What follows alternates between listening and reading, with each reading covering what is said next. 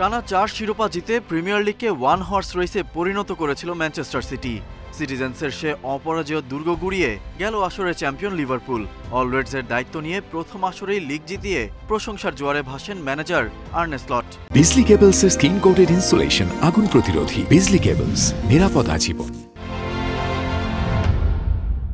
মৌসুম শুরুর আগে নিজেদের শক্তি সামর্থ্য আরও বাড়িয়ে নেয় লিভারপুল। ফ্লোরিয়ান ভির্টসকে দলে ফেরানোর পর ফ্রাঙ্কফুর্ট থেকে উড়িয়ে আনা হলো একিটিকেকে। আসর শুরু হওয়ার পর ইসাককেও দলে টানে অলরেডস। দলে আগে থেকেই ছিলেন সালাহ, গ্যাকপো, ম্যাকঅ্যালিস্টারের মতো তারকা। ভির্টস, ইসাকদের দলে নিয়ে লিভারপুল বনে গেল বাজির ঘোড়া। কিন্তু মুদ্রার উল্টো পিঠ দেখতে খুব বেশি সময় লাগলো না। অধিক সন্ন্যাসীতে যে গাজন নষ্ট। প্রিমিয়ার লিগে সবশেষ 3 ম্যাচের 3টি হেরে টেবিলের 4 নেমে গেছে লিভারপুল। ফর্মের তুঙ্গে থাকা দলের এমন হুট করে ডাউনফলে অবাক না হয়ে উপায় কি আছে? এর চেয়ে কম সামর্থ্যের দল নিয়ে লিগ জেতা স্লট এবার কেন ফ্লপের পথে?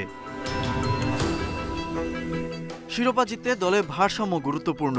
লিভারপুলের আক্রমণ ভাগ দারুণ, কিন্তু মিড আর ডিফেন্স অনেকটাই নড়বড়ে হয়ে পড়েছে।